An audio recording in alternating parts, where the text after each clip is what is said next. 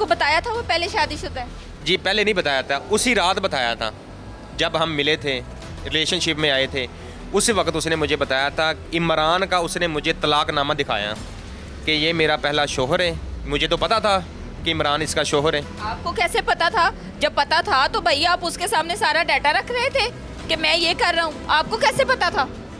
इमरान ने ਮੈਨੂੰ ਦੱਸਿਆ ਸੀ, इमरान ने ਮੈਨੂੰ अकमल ਦਾ ਦੱਸਿਆ ਸੀ कि अकमल ਦੇ ਨਾਲ ਇਹਦੀ शादी हुई सी।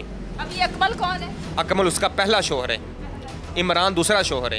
इमरान ने ਮੈਨੂੰ ਆਪਣੇ ਬਾਰੇ ਨਹੀਂ ਦੱਸਿਆ ਕਿ ਮੈਂ ਇਹਦਾ ਸ਼ੋਹਰ ਹਾਂ, ਉਹਨੇ ਅਕਮਲ ਦੇ ਬਾਰੇ ਦੱਸਿਆ। ਲੇਕਿਨ ਜਦੋਂ ਨੇ ਕਾਗਜ਼ਾਤ ਮੇਰੇ ਅੱਗੇ ਤਲਾਕਨਾਮੇ ਦੇ ਰੱਖੇ, ਸਾਰੇ ਕਾਗਜ਼ ਰੱਖੇ, ਤੇ ਮੈਂ ਕਿਹਾ ਵੀ ਤੂੰ ਤਾਂ ਮੈਂ ਕਿਹਾ ਅਕਮਲ ਦੇ ਨਾਲ ਸ਼ਾਦੀ ਕੀਤੀ ਸੀ ਤੇ ਇਹ ਇਮਰਾਨ ਹੈ। ਕਹਿੰਦੀ ਤੈਨੂੰ ਅਕਮਲ ਦਾ ਕਿਵੇਂ ਪਤਾ ਹੈ?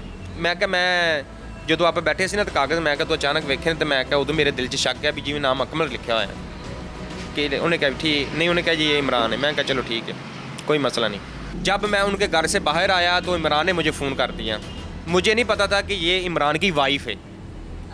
ठीक है, इमरान ने मुझे तो नहीं ना कह सकते, साहब का वाइफ। हाँ जी, साहब का निकाह में नहीं थी, तलाक याफ्ता थी। तलाक याफ्ता थी।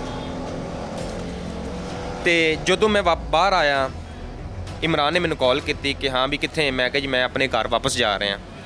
उन्हें कहा पहले मैनू मिला के। मैं कहा नहीं इमरान मैं घर जा रहे हैं।